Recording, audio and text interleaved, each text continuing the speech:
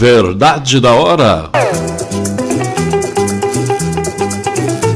Um programa de entrevistas com grandes revelações. Hoje entrevistando...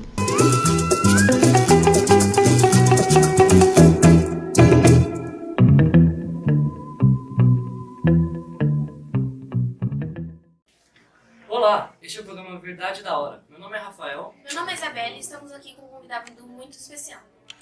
Qual o seu nome? Meu nome é Nicolas. Atualmente, mora no Rio Paulista? Moro. E como você vê a comunidade e a cultura local influenciando a sua experiência como professor?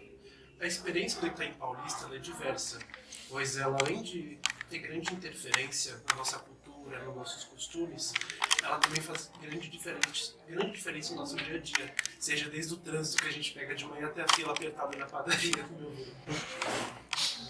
Você já morou em outro estado? Não. E quem terminou o seu ensino fundamental? Eu terminei meu ensino fundamental em 2018 aqui no Ezequiel. Qual foi a sua melhor matéria no tempo que estudou no Ezequiel? História. Eu estou aqui hoje a disciplina que é o curso da faculdade. E qual foi a sua melhor experiência quando era aluno? A melhor experiência que eu tive aqui no Ezequiel foi principalmente na elaboração dos TCAs, que aí foi um momento extremamente técnico e bacana que a gente teve com o nosso grupo na época, onde a gente tinha muito trabalho em equipe. Era tudo muito cooperativo, nós tínhamos o auxílio dos professores coordenadores sobre o desenvolvimento do nosso projeto, e essa é uma fase muito marcante, entre o 7º até o 9º ano, para mim. Sem contar com os amigos que a gente vai fazendo com o decorrer do tempo. Como era seu comportamento no Ezequiel? Então, do meu primeiro ano aqui, em 2010, até mais ou menos 2017, 2016 na verdade foi o meu problema. Ia toda hora para a sala da Marisete, ou quando não ia para a sala da Luciana. E no final do meu 7º ano, parece que virou aquela chavinha assim, que eu comecei a me tocar, nossa, tem que começar a trabalhar, tá? O 8º ano tá chegando aí, é importante. Aí eu tinha um projeto aqui na escola que era chamado Aluno Destaque. Os alunos com notas mais elevadas, eles eram apresentados lá na quadra junto com os pais e responsáveis. Era um momento de prestigiar esses alunos que tiveram um bom desempenho durante os bimestres. E assim, eu comecei a ser. Eu tinha um problema que era toda hora na direção, eu comecei a ser representado lá. Então, uma fase bacana. O que mudou na escola em relação ao seu tempo? Muita coisa. Eu me lembro que aqui na escola, a infraestrutura da escola que eu estudei é totalmente diferente da infraestrutura que vocês conhecem hoje. Por exemplo, nós não tínhamos computadores em cada sala, não tínhamos o auxílio dos projetores. Até na minha época ainda não existia o SGP, os professores estão aí no fundo, era tudo no diário ainda. Então assim, tem uma virada tecnológica, tem uma revolução industrial aqui no Ezequiel que chega, acho que a partir de 2019 que eu peguei. Mas assim, é uma época que vocês estão sendo muito privilegiados, tanto é que a gente tem todo esse espaço técnico aqui que a gente pode estar utilizando. Fale sobre algum projeto que você liderou ou teve algum papel importante e se teve alguns resultados. Quais foram? Teve o TCA, é claro que eu posso citar. Eu sempre fiz parte quase da presidência do TCA do meu grupo, sempre estava ali organizando com relação a não só a apresentação de PowerPoint, como também da estruturação do trabalho, sobre a pesquisa, o desenvolvimento. E eu acho que um dos melhores exemplos mesmo do TCA. Como surgiu a ideia de se tornar professor? A ideia de se tornar professor, ela é gatinha. Quando a gente é mais novo, a gente enxerga a ideia de ser professor como algo louco, coisa de maluco. Tipo, nossa, se virar professor, que coisa... Cuidar dos filhos dos outros, que perda de tempo. Mas com o decorrer do tempo, a gente vai criando uma afinidade com o aluno, com a escola. A gente passa a entender o funcionamento da escola. Que, por exemplo, quando você é aluno, a gente está assistindo só uma parte, a gente conhece só uma parte do que é a educação. E quando você vira professor, ou você passa a trabalhar com a educação, parece que a gente conhece os bastidores, sobre como funciona esse grande espetáculo que é você ir lá, ligar o projetor, ir lá pegar o giz e começar a sua aula. E, assim, eu tive esse desenvolvimento de virar professor mais no ensino médio.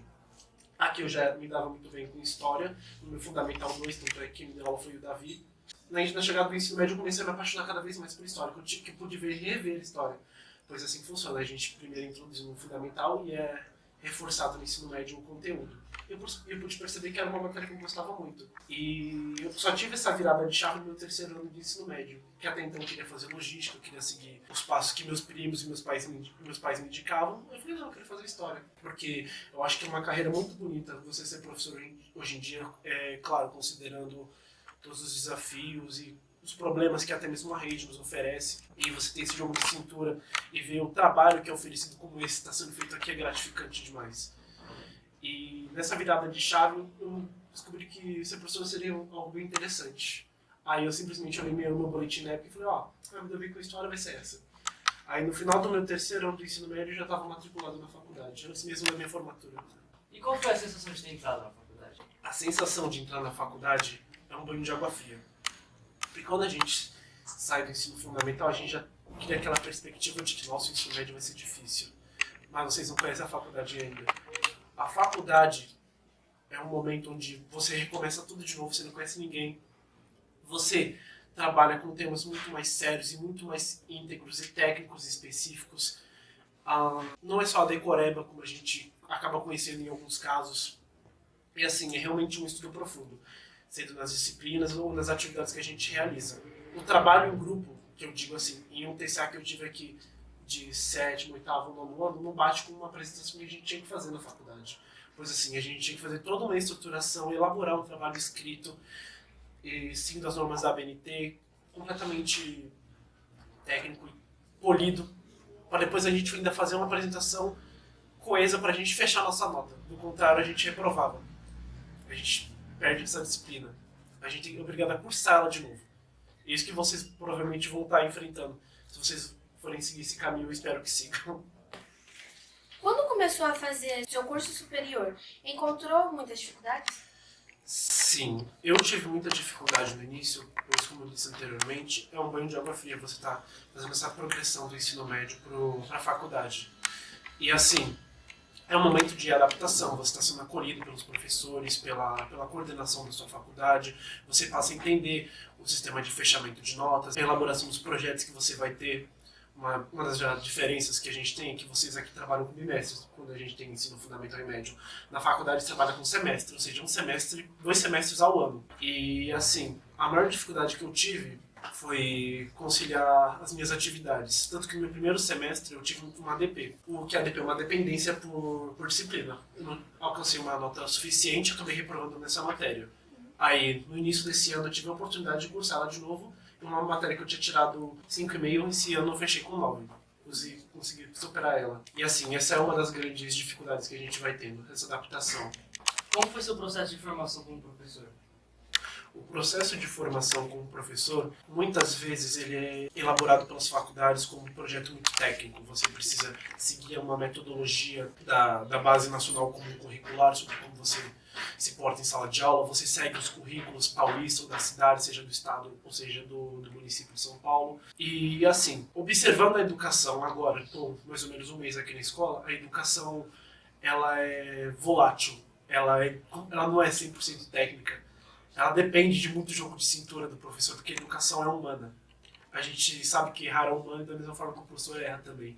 Então, tipo assim, o que a faculdade nos ensina lições extremamente valiosas. Só que eu acho que elas não são comparadas com a vivência que a gente tem em sala de aula. Pois a gente aprende cada vez mais sobre o aluno, a gente aprende cada vez mais sobre nós e sobre a educação em si.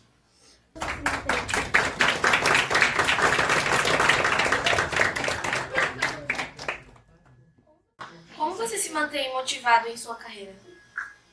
Primeiro, quando tem aumento de salário no início do ano. Ou quando não corta um coelho, mas brincadeira. O que motiva mais a gente continuar firme na educação é, primeiro, a progressão que vocês têm em sala de aula, o fator que vocês evoluem, vocês saem de uma estaca zero para ir para uma estaca muito mais elevada. Essa progressão efetiva que a gente vê no nosso trabalho, que também acaba sendo uma das falácias de educação que a gente acaba criando como professor, de que todos os meus alunos vão se tornar os maiores alunos do mundo, todos vão conquistar as melhores universidades, e a gente sabe que não funciona assim. Cada um tem seu tempo, cada um tem seu tipo de progressão e cada um tem a sua diversidade. E isso demora tempo. Às vezes a lição que a gente tem como professor agora, somente talvez mais tarde, vai ser feita na nossa vida. Esse projeto ele envolve muita dedicação e carinho. Quando a gente percebe que ele é conquistado, isso motiva cada vez mais que vocês imaginam. É bonito demais. É muito bonito. Como você se identifica na área? Um professor até então tranquilo, na hora de chamar a atenção eu chamo de um dos alunos ali. Eu faço questão de conversar com eles pra gente ter que lembrar, saber dividir essa coisa de ser professor e ser aluno. A gente não pode ser o tirano malvado, mas a gente também tem que ser amigo do aluno, entender ele, entender que às vezes o aluno tá num dia bom, entender que o aluno, assim como a educação, ela é volátil, ela não é específica nem técnica. Então, esse é o jogo de cintura que a gente acaba tendo. Eu me considero até um cara de boa, não sei eles. Como é seu relacionamento com os alunos? Meu relacionamento com os alunos, eu tenho alunos ótimos aqui, eu tenho alguns alunos um pouquinho assim, agitados. Eles são alunos assim, difíceis, mas eu sei que tem muito empenho neles. Eu sei que existe dedicação na hora certa, eu sei que existe proatividade desses alunos e que eles vão ter uma ótima progressão se eles começarem a abrir um pouco mais a cabecinha e pegar um pouco mais o lápis. São alunos ótimos, que têm grande futuro pela frente, a meu ver. Mudaria alguma coisa em seu ambiente de trabalho? Vou te falar, quando a gente fala trabalho, a gente tem aquela ideia de que, nossa, é o momento da gente ralar, a gente entregar resultado. Eu venho pra cá e me divirto. Todo dia que eu venho trabalhar aqui eu me divirto. E por isso que eu nem chamo de trabalho, porque não é trabalhoso pra mim. Eu acho até bacana, acho legal essa dinâmica.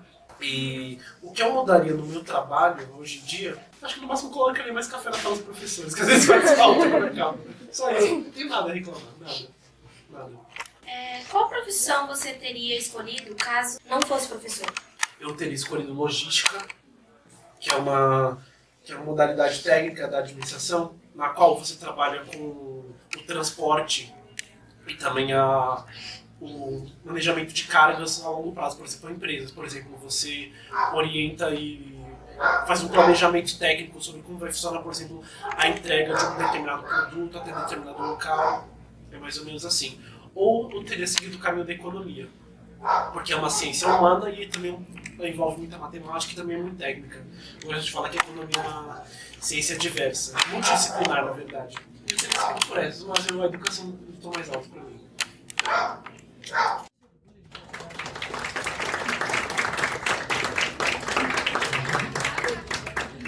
Você se orgulha de ter chegado onde chegou? Demais.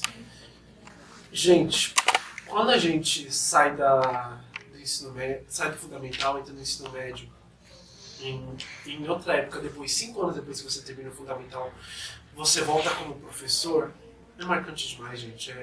Aquece o coração de que um dia você está na frente desse grande espetáculo e depois de muito tempo você chega até os bastidores. E assim, é muito marcante, é bonito. Eu lembro de no meu primeiro dia eu ficar um pouco perdido, com medo de como ia ser tudo no final. Saiu aquele cisquinho no olho, eu falei, mano, bacana. Sair de uma escola e voltar nela como professor, acho que é a sensação mais bonita do mundo que alguém pode ter, que segue a área da educação. Você é colega de algum professor que lhe deu aula? De vários. O Júlio, por exemplo, ele não me deu aula, mas eu já conhecia ele. O Valdec, ele chegou aqui um pouco depois da minha época. Mas os professores mais antigos aqui, todos eles me deram aula e conheço todos. Tem um coleguismo muito bom entre nós, seja na hora da conversa, seja na hora do planejamento, ou em qualquer outra atividade que a gente tem como professor. Existe um coleguismo muito bom. Por que resolveu voltar para o Ezequiel? Em primeiro lugar, porque na faculdade foi oferecida uma oportunidade de estágio com parceria com a prefeitura e o CIE. E logo me interessei pela vaga, achei muito interessante e bacana de estar seguindo, pois eu acho que eu iria dinamizar o meu processo como futuro educador, como também ter uma vivência muito mais próxima da sala de aula.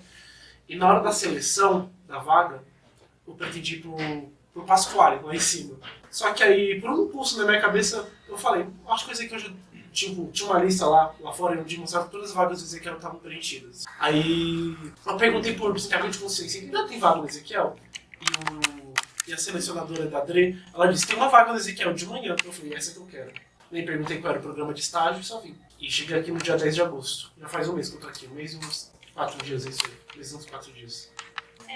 Como você se sente voltando para a escola Ezequiel Ramos depois de tanto tempo?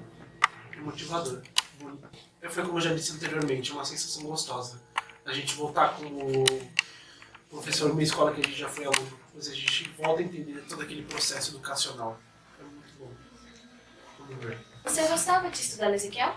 Eu gostei muito de estudar no Ezequiel, porque eu fiz do meu primeiro ano do Fundamental em 2010 até o meu nono ano aqui em 2018. E foi assim, uma época marcante. Eu conheço a escola dele, eu passei aqui 9 anos. A gente conhece a educação, a gente vê professores que vêm, professores que vão, alunos que chegam, alunos que vão também, colegas, amigos. E é um processo muito transformador. Esse processo ele é mágico na vida da gente. Eu gosto de falar que a escola nos educa para a vida, não só para uma determinada disciplina. A escola nos ensina a conviver em sociedade. E a vivência que eu tive aqui no Ezequiel foi muito maravilhosa, pois eu tive a oportunidade de brincar, tive a oportunidade de me divertir, tive a oportunidade de trabalhar e de desenvolver. E isso para mim é mágico. Esse foi mais um Verdade da Hora. Muito obrigado aos alunos que estiveram aqui, à produção e ao professor Nicolas, né, por essa entrevista nossa. Eu que agradeço.